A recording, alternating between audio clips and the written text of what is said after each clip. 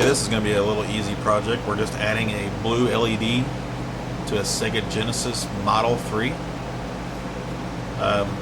This Model 3 console did not have a power LED. All it has is this orange sticker down here to show that the slider switch has been moved up. And for most people that's not enough, because from across the room, or if it's if you can't see it just right, you're not going to see that orange sticker. So adding an LED to a Gen 3, it's a must-have. Luckily, it's really easy and really cheap. I found an LED with Mauser that's 1200 millicandles, very bright. Yeah, it's got a forward voltage about 3.5 volts, and it consumes about 20 milliamps. So we need an 82 ohm resistor in series with it if we supply it 5 volts. And luckily on the Gen 3, the 7805, right there on the top in the corner, very easy to get to, really easy to route up to the power slider. And a lot of people just put the LED anywhere on top, but this customer wants it under the slider switch, similar to what I do with the top loaders, except when the power slider is moved up or exposes that orange sticker, it's actually going to expose this LED also. We're going to drill a hole right there in that orange sticker, and then we're going to press fit this LED into that hole. Depending on how it looks, we might remove the orange sticker because orange and blue doesn't quite match, and the sticker won't be necessary once this is on there. I've done a couple of these already, and I know that once I drill that hole and press fit this LED, the slider the LED will interfere with the slider if it's not pushed down far enough. And then once it's pushed down far enough, there's not enough meat there to hold it in place. So I will glue it in place, probably use some epoxy. That way it doesn't fall out. Yeah, I have some 6-inch length ribbon cable. I have 2 conductors there, so one will be power, one will be ground. I always mark one of the wires as ground, just in case I get confused about it later. I know exactly what's what, so I can put that together. But the hole for the LED, this size is T1, so it's 3 millimeter, and I have a drill bit here.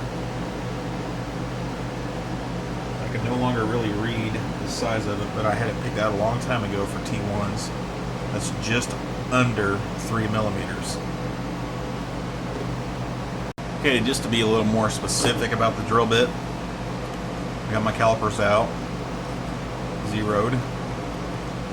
It looks like I got a 0.108. So if you go to your drill chart, you see a 108. Looks like it's about 2 3/4 millimeter.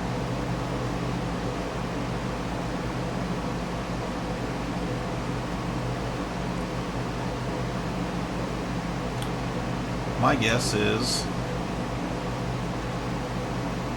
it's actually a 1094, which is a 764. That makes sense. So for a T1, grab your 764 drill bit, and you'll be able to press fit your LED. I've got the LED soldered together here. There's no secrets about this. I usually attach the resistor to the cathode of the LED, which is the shorter negative lead of the LED. Then I've got my negative lead attached to the other side of the resistor. And then I'll just solder those to power and ground.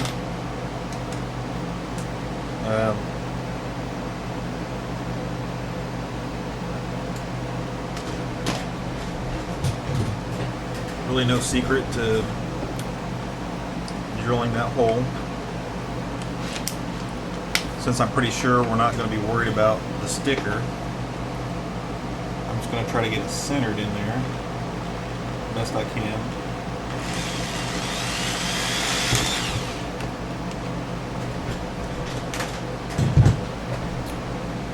Probably take the slider back off now, and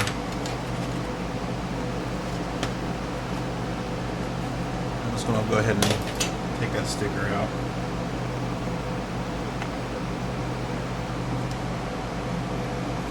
We got a nice clean hole left there.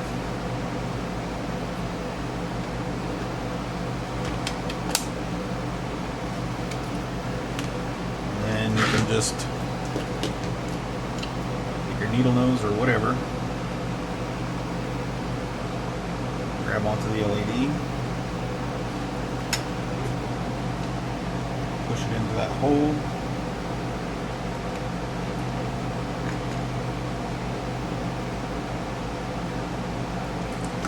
Nice tight fit. And then, as you can see, I can't even move that down. It's so far, but I can just push it on top of that LED and use the slider to push the LED back down, move it back and forth while pushing down on it. And there you go. It's actually still in there very, very well. I may not have to glue this one down. One of the things you want to be conscious of is your leads. Oh yeah, see, it's moving real easy now. You definitely have to glue this LED down. But the leads off the back of the LED and off your resistor need to be moved so that they never touch the shielding. Like right here is where the switch goes through. There's plenty of room for an LED right there, but you want to be careful that those don't touch, especially this. Well, actually, yeah, to be honest, it won't matter if this one touches because it's still ground, but you don't want to ground out the other side of the resistor or the power to the LED, or you'll start blowing fuses and stuff like that. So you get that back in there.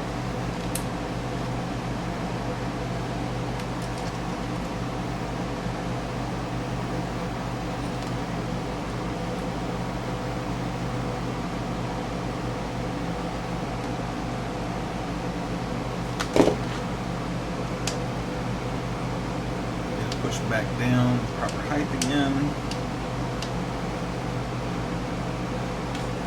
And we'll mix up some epoxy and glue it down. This is the stuff that I use. It's just general purpose Loctite epoxy.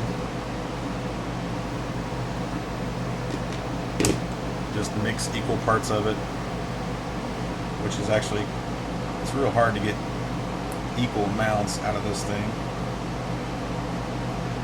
Whatever reason. Ugh. Terrible. Just leave that glob over there and start fresh.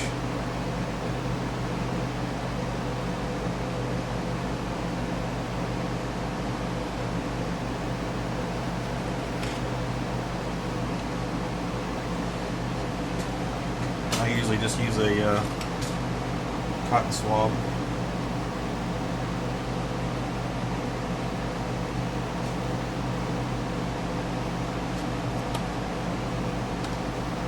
Let it sit for a couple minutes until it starts hardening, and then we'll apply it to the LED. Okay, I think we're getting close.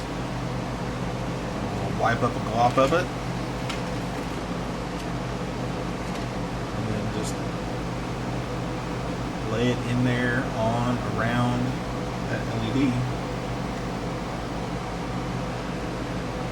Shouldn't take too much. As it dries, it's pretty strong stuff.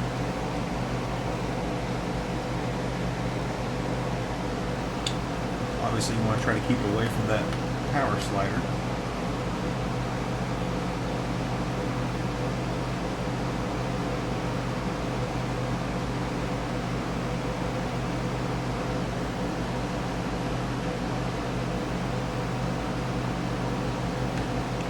Let that set for a few minutes and harden. Okay, let's go ahead and solder this in. A bit of a tip: if you're not sure of your LED brightness or color, don't glue it in before you turn it on. I'm kind of stuck here. This is the only blue LED that I have in stock, so that's what I'm going to have to use. I'm actually going to solder to the bottom of this MD805.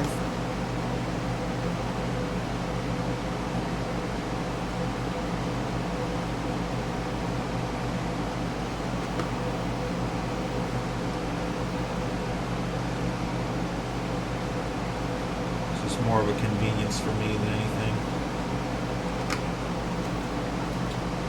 Just add a little bit there to make it nice and pretty.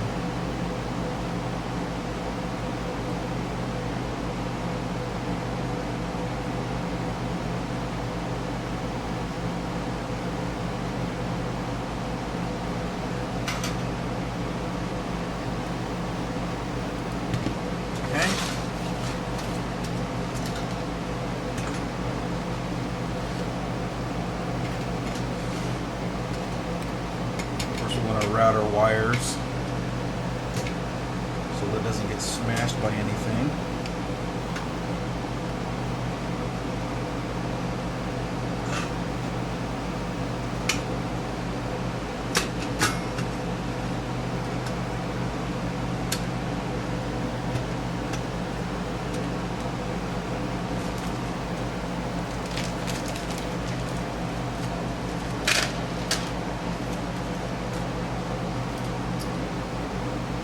All the screws, there's one that's kind of a silvery color, and that goes through that heat sink right next to the 7805.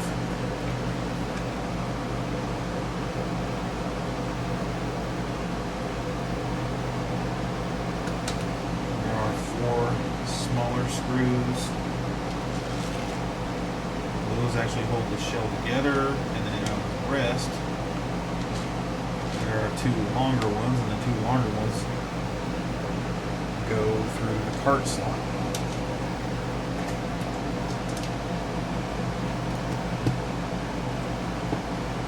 And as always, I recommend running the screw backwards. See if I can get a better. This one's not going to do it.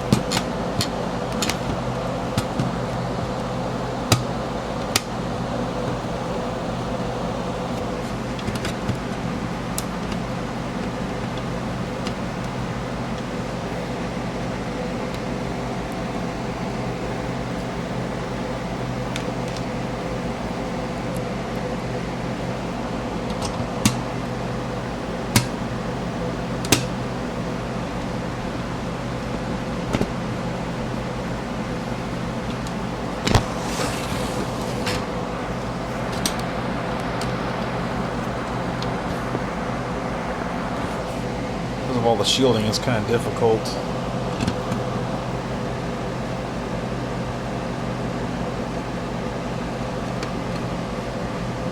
To line up the holes in order to make it do the pop. Anyway, when you run the screw backwards, it'll usually make a little popping noise to let you know that you're in the original threads. You just don't want to make new threads with these screws. That's all I was getting at.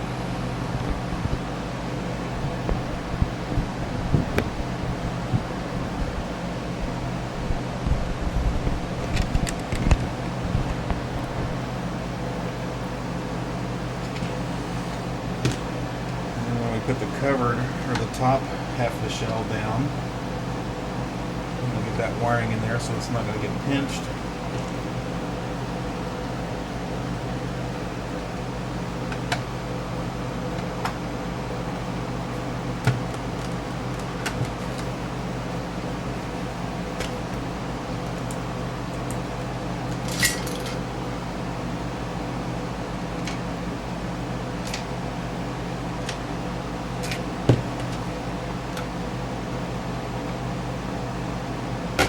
I can feel it, but it's not making the noise.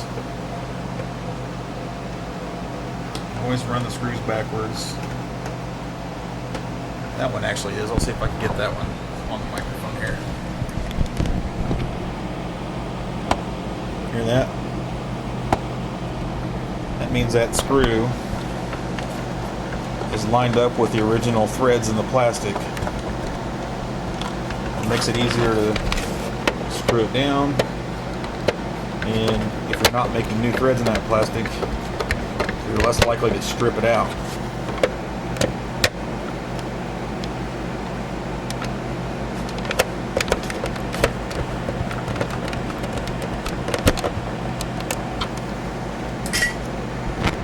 Okay. Let's turn it on and see what it looks like. Okay, we're going to turn this on. That thing is really bright.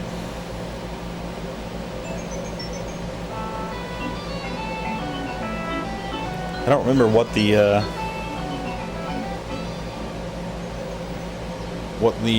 angle is on that LED. Might be able to bring that back up real quick.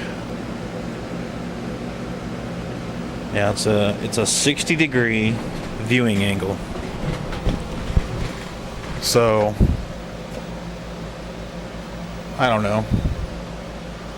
Well, all that means is the brightness is concentrated in a tighter cone above the LED. But it is diffused also, so it's very, very visible from all angles. See if I can move it around a little bit here. Look at that. That's pretty much right at the camera right there. But even from a different angle, very, very visible. Almost looks like we could have moved it down a little bit further. No, I guess not. It's right in that little depression where the sticker was. But the slider does cover it a little bit at the top. Not really an issue. It's so bright.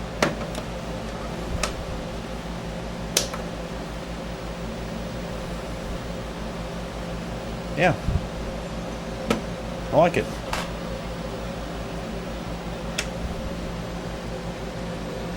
Okay, the last thing that I wanted to talk about with the Genesis 3, other than it's the smallest Genesis, and that's pretty cool. This one seems to be already region free without any kind of modification. This is a version 2 motherboard. I don't know if that makes any difference, and I'm not really sure that you can actually identify it as a version 2 just by looking at the outside of it. But I have a Phantasy Star 3 Mega Drive game here, and it loads just fine. I played it for half an hour yesterday on this console. And as you know, the Mega Drive cartridges are the exact same form factor as the US games. And the Japanese games are formed a little different. It's a little wider on the sides, but on the Gen 3, no case modification necessary to get the cartridge to work. So that's a huge bonus.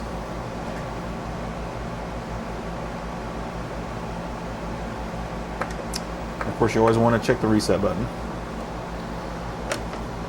So, yeah.